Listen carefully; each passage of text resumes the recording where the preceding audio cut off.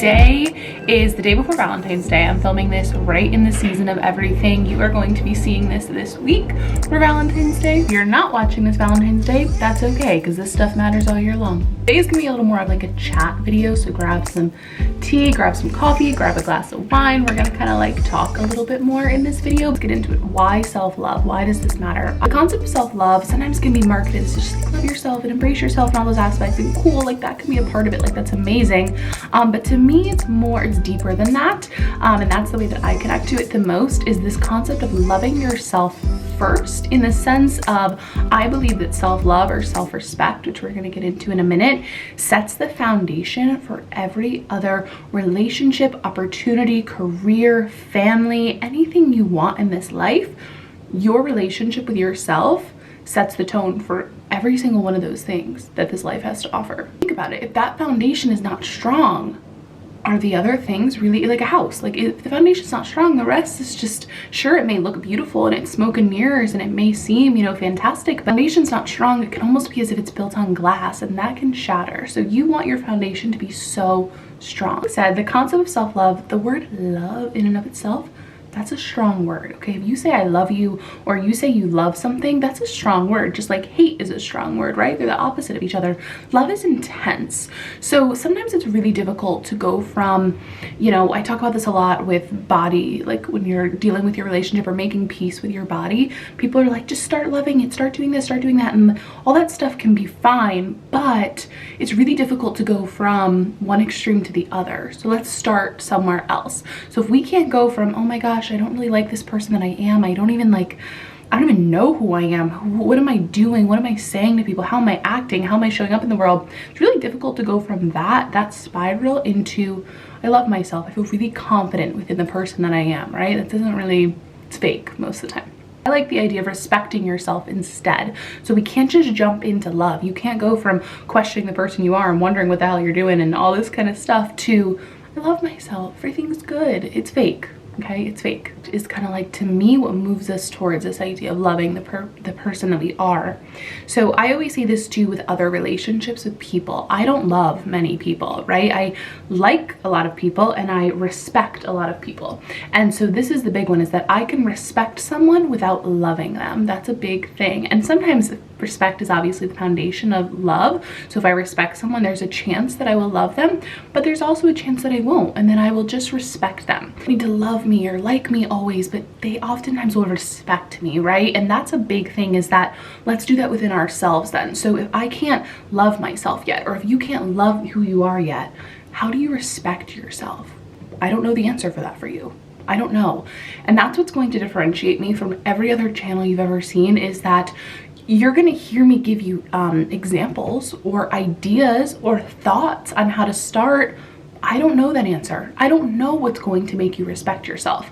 And people who claim that they do, or people who claim that they can teach you and show you, and if you just do this, you got it. Stop trusting those people, okay? No one is you. No one has lived your life. No one has experienced your traumas. No one has grown up the way that you did. No one knows your culture, your family system, your economic status. Stop trusting people who want to tell you exactly how to do this life. The answers are within you. Get curious. So for me, for example, when I think of respecting someone, there's a few key things for me. I had to get really quiet with this, write this down, think about it. You're not going to go with all the answers right away, but start to get curious about, who do I respect? And how do I show that to myself? Me, for example, I respect honesty. I respect people that even if I don't agree with what they're saying necessarily, they're honest. They show up in the world and speak their truth. Another thing I respect out of other people on the outside is people who take chances, people who take risks, people who are, even if they're scared of something or fearful, they figure out a way to overcome that, to take a chance in this life. No hint to you, what do I do for myself? I respect on the outside, so how do I do that? How do I work through my fears, my worries, my insecurities to show up here on a camera and put this up for however many of you are going to be viewing this over my lifetime? It's wild. Risk, and I respect people who take risks. So now I take risks. What else do I respect? I respect people who are good friends, who are kind, who have pure intentions, right? If I respect that in other people, I need to be that. That's the thing. You can't just all of a sudden start loving and respecting the person if you're not acting like that person.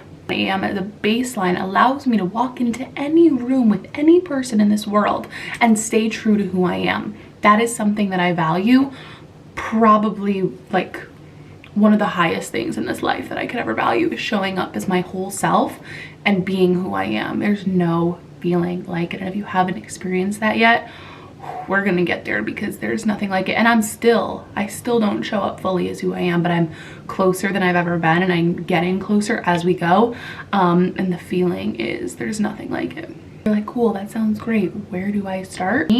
Something that is really important to me, and something that I had to do a few years ago, and I still keep up with this, is I think it's important to go way back, like way back, because most of the times when we're children, we already have an inherent respect and love for ourselves. We don't really start hating ourselves or disliking ourselves until the world kind of gets some mud on us. So I liked to go back to little me, little Megan. I worked on this for a while. I worked on this in terms of with a therapist. That was really important to me. I worked on this by myself through a lot of journaling.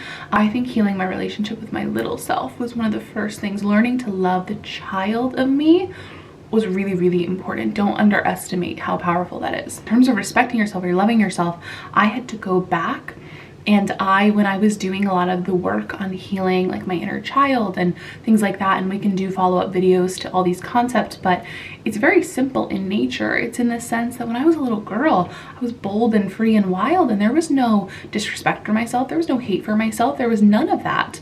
How do we get back there, right? How do we get back there, at least somewhat? For me, that had to start by getting curious about what happened. What happened over the years that made me go to a place of, I don't really like, this isn't working for me. If you are in that place where you're like, I want to start to respect myself, I want you to start by just getting curious about what you respect in others, okay? So when you think of other people in your life, other relationships, even if it's not someone you know close, someone you see on TV, someone that you've seen in interviews, what about them attracts you to their energy? What is it about them? That I think is going to be the biggest like game changer for you though, is start with an agreement to yourself. And I mean, write yourself a letter. I'm talking like get weird here with yourself.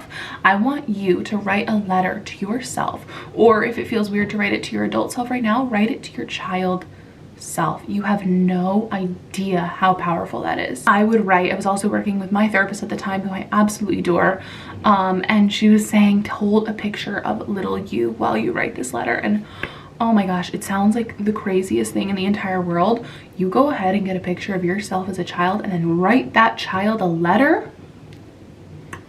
Writing an agreement to yourself that I don't know how we got here. I don't know how we got to this place where I fell out of love with myself and I don't have it and I don't really respect who I am. I don't know how we got here, but I promise to start to figure it out. Write that to your child self. I don't know how we got here. I don't know how this happened. I don't know how the world somehow, you know, life went the way it went and all of a sudden I don't love and respect who I am. Okay, say honestly, I don't know how to love this person. I don't even know who this person is necessarily, but I'm writing a commitment and an agreement that I'm going to start to figure it out.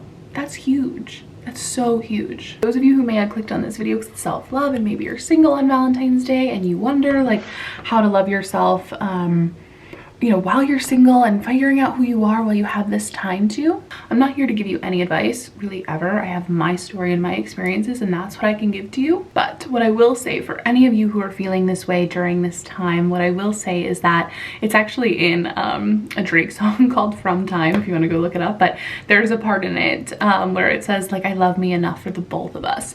And I think that that is such, like, it's something that I keep so close to me in the sense of you can love yourself enough for that person. And guess what? When you have that foundation, you attract a different level of a human. I don't know what it is that like speaks to my soul in the sense of any relationship, whatever you have that, you know, you're missing that love from, you can fill that for yourself double.